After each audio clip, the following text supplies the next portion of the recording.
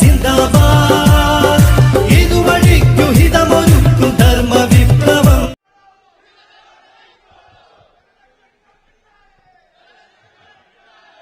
ഇപ്പം തന്നെ ആളെല്ലാം പോയി.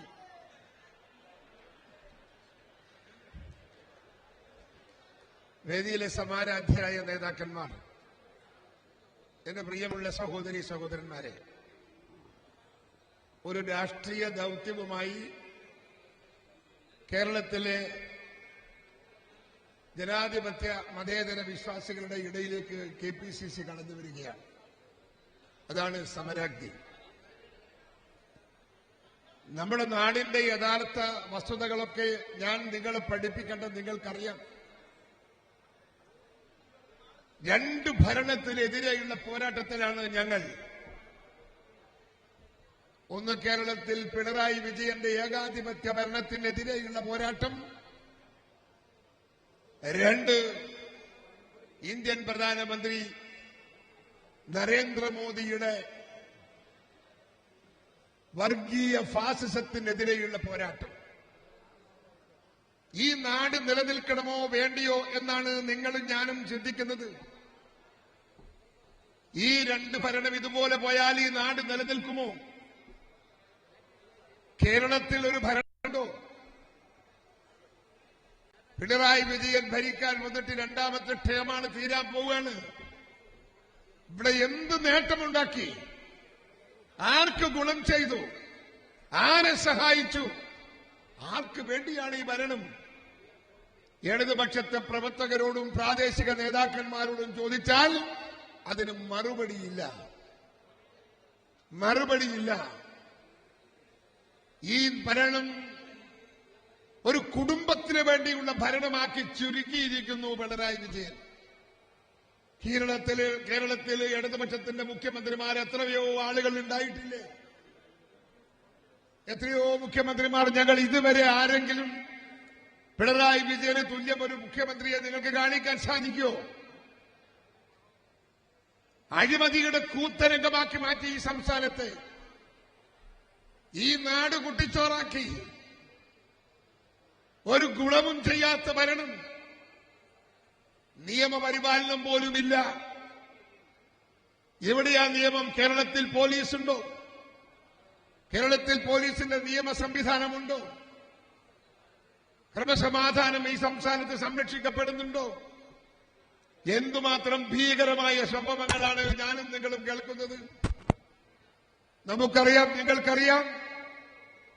വണ്ടിപ്പെരിയാറും വാളയാറിലും ഈ കേരളത്തിലെ ജനമനസ്സിനെ നോവിച്ചുകൊണ്ട് എല്ലാ അമ്മമാരുടെയും കണ്ണുനീർ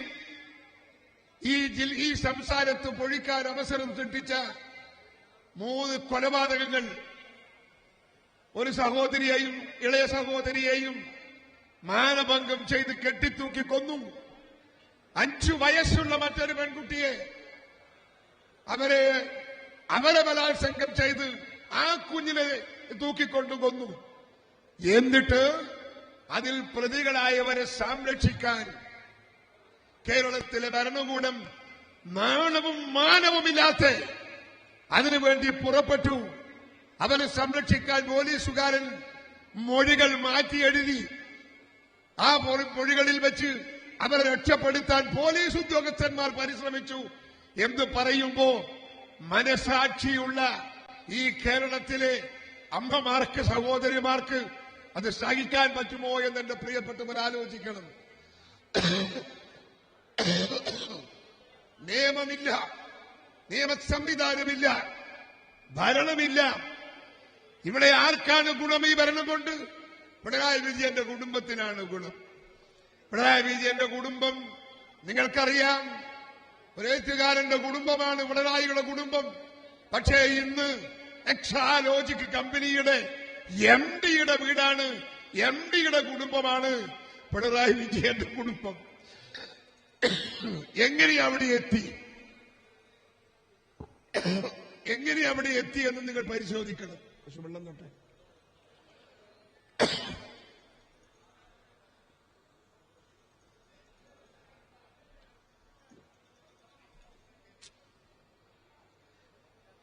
എങ്ങനെ അവിടെ എത്തി എന്ന് നിങ്ങൾ പരിശോധിക്കണം.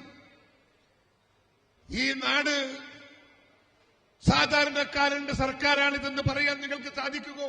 ഇടതുപക്ഷത്തിന് സാധിക്കുമോ?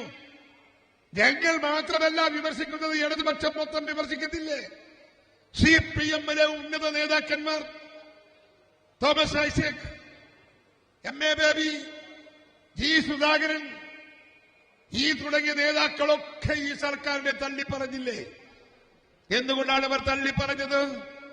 ഈ ഭരണം ജനങ്ങൾക്ക് വേണ്ടിയുള്ള ഭരണമല്ല, ഈ നാടിന് വേണ്ടിയുള്ള ഭരണമല്ല, ഈ നാടിനെ നന്നാക്കാനല്ല, സ്വന്തം കുടുംബത്തിന് മാത്രം സഹായം ലഭിക്കാനുള്ള ഭരണമാണ് എന്ന് ഞാനും നിങ്ങളും തൊട്ടറിയുന്നു.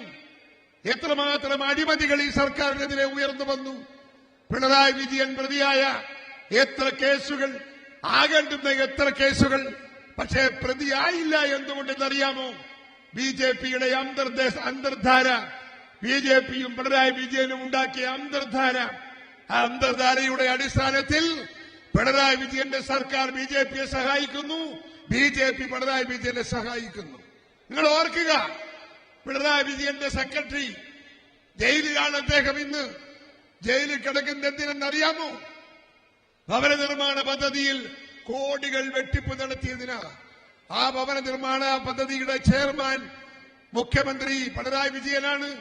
പക്ഷേ പിണറായി വിജയനെതിരെ കേസില്ല, ഈ സെക്രട്ടറിക്ക് മാത്രം കേസ്.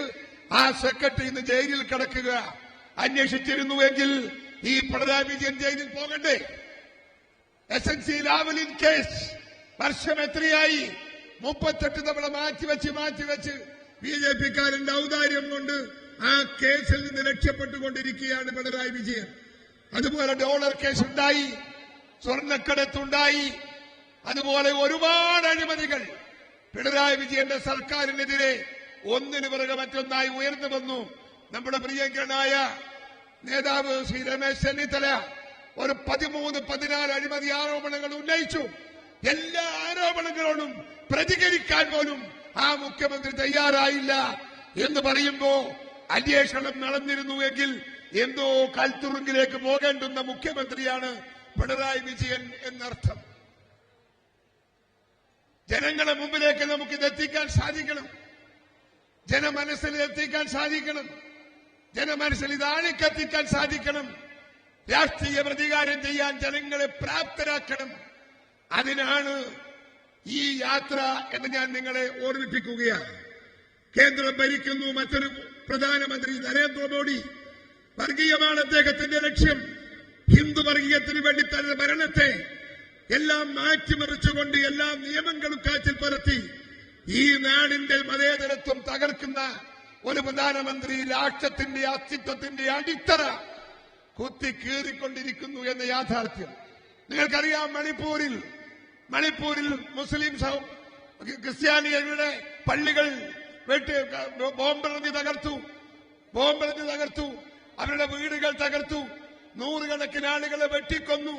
ആ വെട്ടിക്കൊന്ന മണിപ്പൂരിൽ ഈ സംഭവം നടന്നിട്ട് ഒരവശബ്ദം പോലും ഇതിന്റെ പ്രധാനമന്ത്രി പറഞ്ഞില്ല. ജനങ്ങളോട് ഒരാക്ഷേപിച്ചില്ല, പട്ടാളത്തെ അയച്ചില്ല, അദ്ദേഹം അവിടെ പോയില്ല. കൊല്ലപ്പെട്ടവരുടെ വീട് പോലും നോക്കാൻ ഒരു പ്രധാനമന്ത്രി മെനക്കെട്ടില്ല എന്ന് പറയുമ്പോ അദ്ദേഹത്തിന്റെ അറിവോടെയാണ് മണിപ്പൂർ സംഭവം ഉണ്ടായത് എന്ന് ഞാനും നിങ്ങളും മനസ്സിലാക്കണം. അതുകൊണ്ട് ഇവിടെ മതേതരത്വം തകരുകയാണ്. വർഗീയ ഫാസിസത്തിന്റെ ഉള്ളം കൈയിലേക്ക് ഈ നാട് കടന്നു പോവുകയാണ്. ഒരു കാര്യം നിങ്ങളോട് ഞാൻ ഓർമ്മിപ്പിക്കാം, മതേതരത്വം തകർന്നാൽ ഈ നാടില്ല, മതേതരത്വം തകർന്നാൽ ഇന്ത്യയില്ല. ഇന്ത്യ തകർന്നു പോകും. ഇവിടെ മതേതരത്വം ഉണ്ടാക്കിയവർ ഞങ്ങളാ, കോൺഗ്രസ്. ഇവിടെ വികസനം ഉണ്ടാക്കിയത് ഞങ്ങളാ. സ്വാതന്ത്ര്യം കിട്ടുമ്പോ ചിതറിക്കളഞ്ഞ ഒരു മണ്ണാണ് ഈ മണ്ണ്. അതിനെ കൂട്ടി യോജിപ്പിച്ച് ഒരു രാഷ്ട്രമാക്കി, ഒരു ജനാധിപത്യ രാഷ്ട്രമാക്കി, ഒരു മതേതര രാഷ്ട്രമാക്കി വളർത്തിയെടുത്തത് ഇന്ത്യൻ നാഷണൽ കോൺഗ്രസ്. സ്വാതന്ത്ര്യം കിട്ടുമ്പോ ഇന്ത്യക്ക് ഒരുപിടി അരിവുണ്ടാക്കാൻ സൗകര്യമില്ല, കൃഷിയില്ല, വിളവില്ല, സ്കൂളില്ല, വിദ്യാഭ്യാസമില്ല, ശാസ്ത്രമില്ല, ഒന്നുമില്ലാത്ത മണ്ണായിരുന്നു ഈ മണ്ണ്. ആ മണ്ണിനെ മാറ്റി ഇന്ന് ഇന്ത്യ ലോകത്തിലെ ഒരു വലിയ വൻകിട രാഷ്ട്രമാക്കി മാറ്റിയെടുത്തത് ഇന്ത്യൻ നാഷണൽ കോൺഗ്രസിന്റെ ഭരണമാണ്.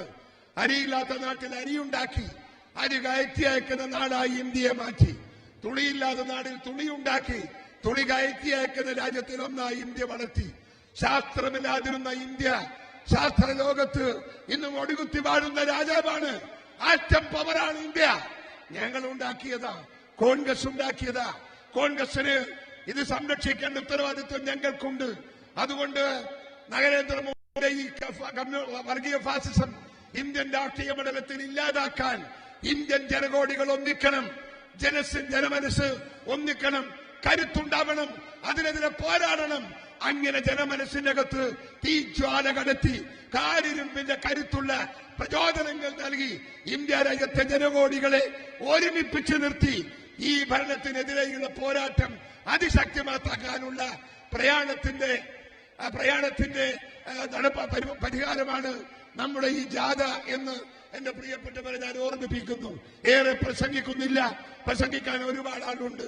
ഈ തുടങ്ങിയ ജാഥ കേരളം ചുറ്റി സമാപിക്കുമ്പോ ജനമനസ്സിൽ ഒരു അഗ്നികുണ്ഡം പണിയാൻ നമുക്ക് സാധിക്കണം. തീജ്വാല പരത്തുന്ന അഗ്നികുണ്ഡം പിണറായി വിജയന്റെയും നമ്മുടെ ഇന്ത്യൻ പ്രധാനമന്ത്രിയുടെയും കപട രാഷ്ട്രീയ ശൈലിക്കെതിരെയുള്ള ഒരു കനത്ത തിരിച്ചടി നൽകാൻ, നമ്മുടെ ആളുകളെ സജ്ജമാക്കാൻ ഈ ജാഥ കൊണ്ട് നമുക്ക് സാധിക്കട്ടെ എന്ന് പ്രാർത്ഥിക്കുന്നു. നിങ്ങളുടെ പിൻബലം, നിങ്ങളുടെ പിന്തുണയുണ്ടാകണമെന്ന് ആവശ്യപ്പെട്ടുകൊണ്ട് എന്റെ വാക്കുകൾ കേട്ടതിന് നന്ദി. നിങ്ങൾക്ക് നമസ്കാരം ചെയ്യും.